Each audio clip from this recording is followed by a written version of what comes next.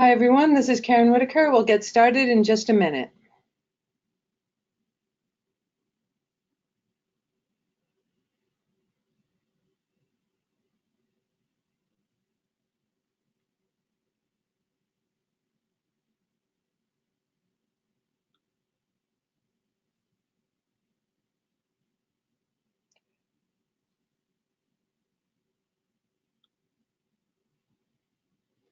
Okay, thanks everyone for joining. This is the EPW Transportation Bill. What's in it for bikes? This is the quick and dirty edition. So I'm hoping this webinar will be about 20-25 minutes, and then we'll have some time for questions. If you do have questions, please write them into the question box. I'll get to as many as I can during the time period, and if I don't get to them, I will send you the questions and answers afterwards when we send the slides and a link to a recording of the webinar. So, my name's Caron Whitaker. I am the government relations person here at the League. What I'd like to talk about today is give you a couple of details on the overall bill, talk about what the League was pushing for in this bill, and then what we got, as well as the climate title. This is the first transportation bill to ever have a climate title, and I think that that's a really interesting change and something that will be good for biking and walking as well. And then end up with a short analysis and next steps. So this new bill is called the American Transportation Infrastructure Act. It is, and the part I'm talking about is the highway portion. That's what's been done so far. It's $287 billion over 5 years, roughly $57 billion a year. It's an 18% increase in the first year over what's being spent now, with increase for inflation after that. Now, 90% of the funds go through formulas, and what that means is that they're not competitive. That money will go directly to the states, but it doesn't mean the money that the states can do anything they want with it. I've seen that out in the media. That's not true. There are restrictions on that formula funds. By saying that formula, it just means they're not competitive.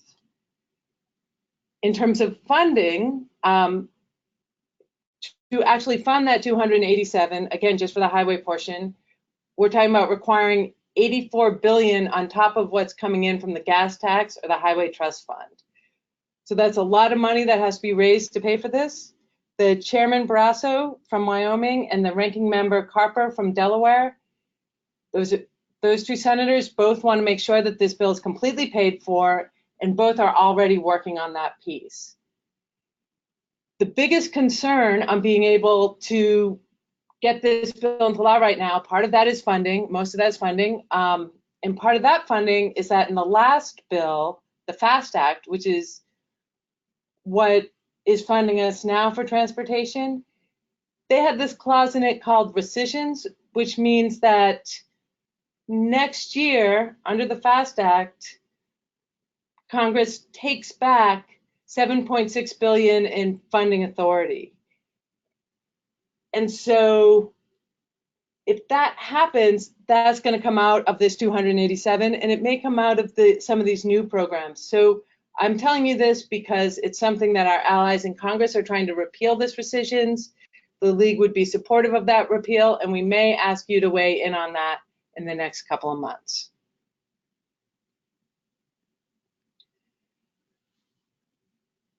Again, looking at this bill, what I'll be talking about today is the highway programs of the EPW committee. That's where most of the things that affect biking and walking are, but it's just the first part of the Senate bill. There's 3 other committees that have to weigh in. The next to go will be Commerce Committee with automated vehicle regulations, and we have a lot of priorities in that bill as well that we'll be pushing. Quickly on some of the dynamics of this bill, there's 11 Republicans on the committee, 10 Democrats. Chairman Barrasso from Wyoming led this fight, and his priorities were really that the bill keep rural-urban balance. So there's money in here for things like to prevent crashes with wildlife and to make sure that rural areas are getting what he sees as their fair share. There's more funding for federal lands, things like that. He also wanted to improve project delivery, so streamline some of the permitting process. And his third priority was that what is in here not be requirements on states, but be carrots or be incentives. So carrots, not sticks. Ranking member Tom Carper from Delaware, his priorities were safety, including bicycle and pedestrian safety, climate change, hence the new title, and then innovation. So the League was pushing for a couple of things in this bill. First, we looked at where funding for biking and walking comes from. This is looking at 2015 to 2018. The biggest contributor, a little over 50%, comes from transportation alternatives and the parent programs, the old programs, Safe Routes to School, that also includes rec trails and transportation enhancements. The second biggest pot of funding is funding that goes to local governments, where they get some set-asides for funding to be spent there. And then the third one, CMAQ, is congestion mitigation and air quality. And then that little one, safety, just a couple of percent of all the funding that goes to biking and walking comes from the safety program. So when we were thinking about what we wanted to push for, we knew we wanted to enhance and protect the transportation alternatives program, make it as efficient as possible. And we also wanted to break into this safety funding. Some other things, we were hoping to improve planning, get new data to help local governments and states model new projects, looking for funding to do complete streets and bike plans. We also want to see bikes used in storm resiliency. We have a lot of concerns about automated vehicles. And then finally, we wanted to get a set aside in the federal lands transportation program. So again, as I go through these, please feel free to write some questions in the question box. I'm keeping an eye on it. If you have any questions, let me know. So going into transportation alternatives, or TA, the program is built on two main tenets. The first is local control, the idea that this program sets aside a small amount of funding for local governments to build small local priorities. Now, there's a number of uses that local governments can apply to use this funding for, but we see that 95 to 96% of it goes for biking and walking. The other major tenet is competition. So this program is funded through local governments applying for funds. The state set up a competitive process, local governments fill out an application. In large metropolitan areas, then the large metropolitan planning organization, which is an organization made up of the governments of all the towns and cities in their area, they run a competition. So in those large metropolitan areas of 200,000 or more, that money goes down to the local level. They run the competition. That MPO picks the project, but then they have to wait for the state to implement it. So what we see happening in transportation alternatives, this is looking at some annual reports for the first few years of the FAST Act, 26 and 2017. We're seeing that basically 54% of those local government applications are not being funded, which means that there's roughly $3.5 billion of unmet demand for this program. So we know that there's a ton of applications coming in for it, and about a little less than half are actually being funded. So when we saw this before the bill, we went back and we talked to state DOT folks, we talked to local governments, we talked to advocates, we said, what's going on? And we had 4 answers. There's not enough money to fund everything that local governments want to fund. A lot of those local governments, they don't always have the engineering or technical capacity or ability to create the strong applications. So we heard from DOTs, like, we're getting a lot of applications, some of them aren't ready to be funded. Also, with those metropolitan planning organizations in the big metro areas, they're picking the projects, but they have to wait for the state to implement them. And so sometimes that is slowing down projects getting done. And finally, we heard that from small local governments, they have difficulty making the local match, because for all these transportation programs, 80% is funded by federal government, but there's 20% that the local has to come through. So in some of the underserved communities, they just had a hard time. So we came up with some solutions on that, and we got solutions for those into the bill. So currently, Transportation Alternatives is funded at $850 million a year through the life of the American Transportation Infrastructure Act. It will start at $1.2 billion, so it's going to start at a 40% increase, twice of what the rest of the bill is increasing at, so 1.2. And in the last year, it will hit 1.3. That's increases with inflation. The other thing we heard is that local governments needed some tech help. So in the new bill, 7% of the funding, states can use that for technical and engineering assistance, specifically for local governments. So we believe that will help. We've seen some states do that with their own money, and it's made a big difference. The third, the large metropolitan areas couldn't actually implement sign the contracts, implement the project. Under this new bill, they will be able to do that. Large MPOs will have the authority to implement the projects. And then finally, with the match, there's now some flexibility for states to meet that match. So for instance, if you're building a project that will improve safety, the state could choose to pay for that 20% local match using safety dollars. Also, if you have a community maybe that's underserved, maybe they don't even have sidewalks around their schools, the state could choose, or the MPO could choose, we're going to fund that project at 90%.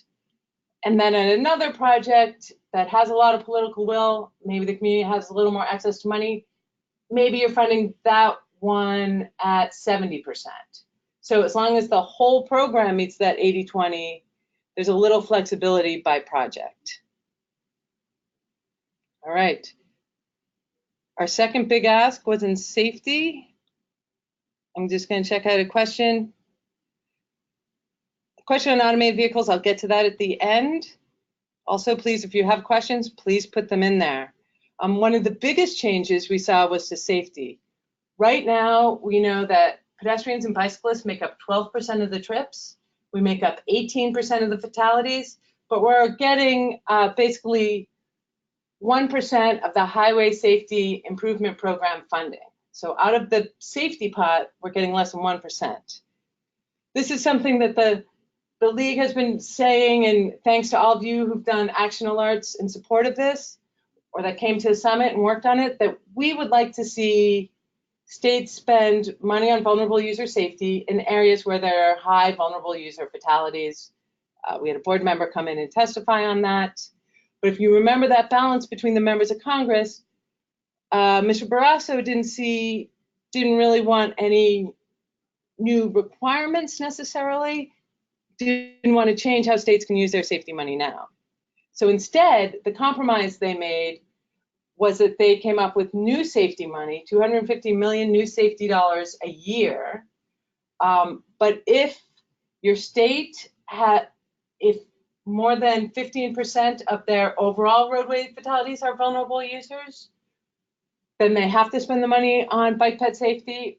Or if they have urbanized areas of 50,000 or more that have a vulnerable user fatality rate of 1.5 per 100,000 population, then they have to spend that money on bike ped.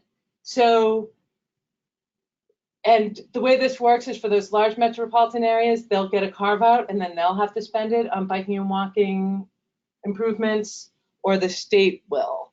So what that looks like, this is at the state level. All of those states that are some shade of red, including the pink, they will have to spend this new money on bicycle and pedestrian and vulnerable user fatalities. When I say vulnerable user, I mean bicyclists, pedestrians, people with disability, people using a mobility device, whether that be a wheelchair or a scooter. anything like that. So that's a lot of the country. The pink folks, hopefully with some emphasis on biking and walking, maybe their fatality rate will drop and they'll get out. Those yellow states are on the edge. But remember, if there's an urbanized area, 50,000 or more, that has a high level of vulnerable user fatalities, they will have to address that with this money. The state will have to put money into that. We've been looking at the large MPOs. So far, it seems that all of them will qualify. And so we'll continue to look through that. There's an additional $250 million a year that's set aside for safety. And so the states get that. They can only send it on safety projects, or there's an incentive for them. If they create a vulnerable road user safety assessment, then they could use the money for a variety of projects that has less restrictions on it. But in that report, they have to put the location of the fatality, the speed limit at that location. They have to identify corridors where bicyclist and pedestrian and vulnerable user fatalities occur, because we know that they often happen along arterials or connector roads. They also have to put in what funding they've spent on vulnerable user safety over the last 2 years and plans to spend on that over the next few years. And the idea behind this assessment is that will help, that will publicize this information and will give advocates a foothold. So if you feel like your state or your area is not doing enough on bicycle and pedestrian and vulnerable user safety, this would be a hook for you to get them to do that. I also just want to mention there's a small program in the bill to help for areas that are concerned with terrorism or safety on bike trails, that they could use bollards. This came after the attack, I think it was 2017 in New York, where someone drove a truck onto the bike lane and killed a bunch of people. The members of Congress, both in the Senate and the House from New York, wanted to see a program to help prevent that by putting in bollards. That program made it into the bill. However, that funding is not in the Highway Trust Fund, so it's not paid for gas tax by the gas tax. So that is something, excuse me, like the build grants that we'll have to advocate for funding for each year. All right. Moving on to planning. There were a couple of big wins under the planning side. Again, if you came to the summit, or maybe you did an action alert for us on getting better planning data or modeling data, access data down to local government, that's what the COMMUTE Act was. It requires the US DOT to supply access data to 5 states, 5 large metropolitan areas, 5 small metropolitan areas, and 5 rural areas. And the goal of this data is that planners can model where a project would be and say, how well is this going to connect people to their destinations? This is a picture in Madison, Wisconsin, where in the north you have a low-income community, in the south you have a business area. If you're not driving, it's incredibly difficult to get there in any timely manner. The yellow line is where they modeled a bike bridge and said, if we build this, 6,000 households to the north will have access to those jobs and services within a 15-minute bike ride. That's the kind of data. The idea of the pilot project is they'll use that, they'll report back how they used it, if it was helpful, and then Congress can decide whether or not to grow that larger. Another exciting program is this Connecting Communities program, also known as the Highway Teardown program. It's for places like this in this picture in Baltimore. This is about a 2-mile road that was built, but it separates a community. It was built right through the middle of a community. It's not used that much, and so this program would give communities the opportunity. This is a grant program, discretionary program. It would give them an opportunity to apply to say, hey, we want to get rid of this road. We want some money for planning, and then we want money for construction. So even a community group could apply for the planning money, and they would have to show that the travel demand for this road can be met either by building just a normal road instead of a highway at grade, at street level, and also show how they would design the community to reconnect it. You think that's exciting? There's also money set aside in the planning to do complete streets plans and policies and bike networks and connections between biking and walking and active transportation to rail and transit. A couple other priorities I want to talk about. We did not get the set aside in federal lands, although the program got some more money. There's another program called the Federal Lands Access Program that builds roads to a park or public land or near them. There's some language added about context-sensitive solutions, specifically meant about native plants, getting rid of billboards, but there could be some complete streets implications. Also, we talked about automated vehicles. That, our big push is going to come up with the Commerce Committee because that's actually where the jurisdiction is. But this bill did basically create a center of excellence for new mobility, which is like a think tank on the effects of AV and scooters and things like that on land use, equity, urban design. There's a study on how automated vehicles will affect roads. And there's a call to do a study on vehicle to infrastructure technology for connected cars. On the climate title, remember this is the new title. We're excited to see that in there. A couple of programs here. One, there's much like the safety program, there's an emissions reduction program where new money is going into the congestion mitigation and air quality program. And all of that money must be spent on things like biking and walking, transit, shifting the demand to other times of day to avoid congestion. And then there's 50% as an incentive for better planning. None of that money can be spent on single occupancy vehicle infrastructure. So all of that goes to that. There's a congestion reduction program for large urban areas only areas with a million people or population or more. It's $40 million a year for things like doing congestion pricing, microtransit or transit on demand, shifting things to other modes. So some more innovation. This is where some of that innovation from Senator Carper comes in.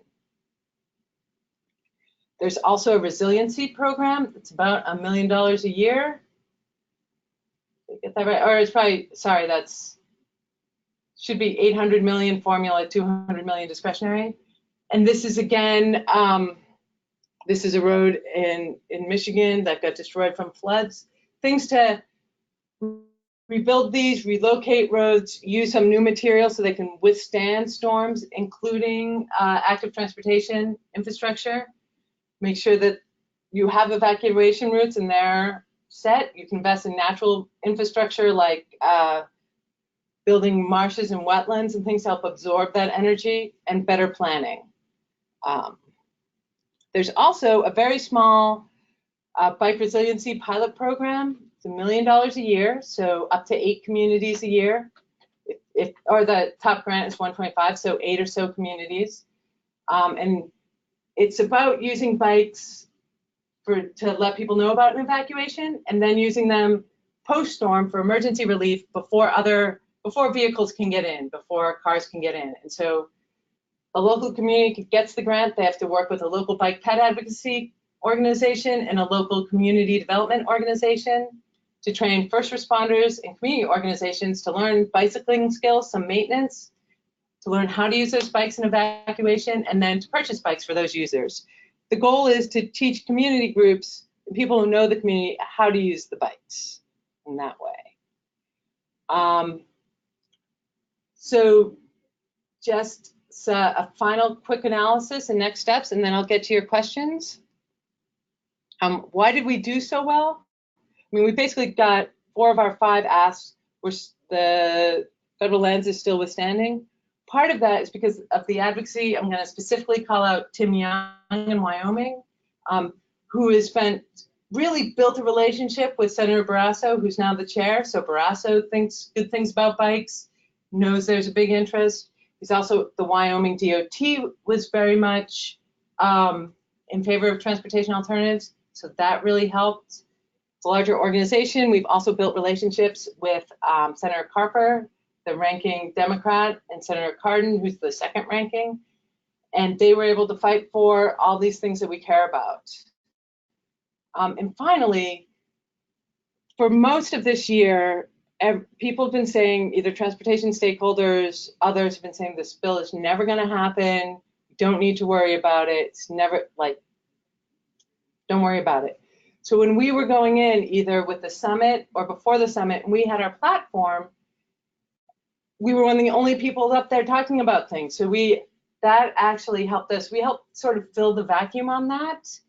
And it's really important because this bill will set the, is where we'll start for the next bill. This moves the line on where the House is going to start with their work, or if this bill doesn't pass this Congress, this will be the starting point next time, because this has passed the committee. Next steps, again, the Senate Commerce Committee is hoping to have something out this fall. So they're looking at vehicle safety with automated vehicles. For the league, we are really looking at ensuring those vehicles, that there's a safety standard that they can detect and respond to bicyclists and pedestrians. Automated emergency braking, we would like to see those tested with pedestrians and bicyclists. Connected vehicles, there's some grants for cities to use to make technology work better, including things like using technology so that the infrastructure can respond to or people and bicyclists on the streets. Better bike ped data. And, you know, we also want to see Amtrak is not funded through the gas tax, but sometimes their issues are connected to the transportation bill. And so we'd like to make sure they're robustly funded as well so that they can offer better bike service. And finally, we want to use this bill to go to the House and say, you know, this is what the Senate gave us. We think you can do better. So those are some of the next steps. All right. So again, thank you. Got a couple questions here. I just talked about automated vehicles. Stay tuned for automated vehicles, because we're going to be rolling out our larger agenda for the Commerce Committee very soon. The main thing is we want to make sure that automated vehicles can see and respond to bicyclists and pedestrians, and also that automatic emergency braking is tested with bicyclists. Right now, the USDOT is not doing that through NHTSA, and that when they test with pedestrians, they test with pedestrians of all skin tones. So that's where we are with automated vehicles. I have a second question about the criteria for the terrorism funding, use, size, capacity. I don't have those details with me now, but I will respond to that. I mean, the main idea, they were thinking about New York, they were thinking about major cities. They're looking for bicycle and pedestrian trails and infrastructure that is next to or on a major city area, or in a major city that may be hit. So that was the idea behind it. Got another question about, will the presentation slides be made available online somewhere? Yes, we will put the slides up. I also on Friday did a longer webinar, so we'll have both of those up. You will also get an email later today with answers to these questions, the slides, and a link to the video. Great.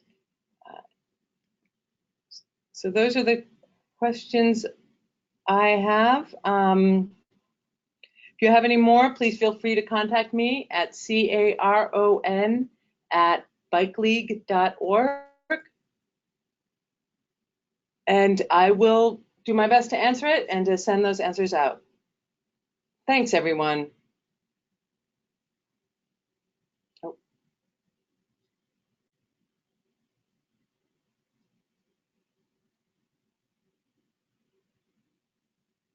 Looks like I have. Oh, I thought I had some more questions. Just some folks saying thanks, so thank you. And look for an email later this afternoon. Bye.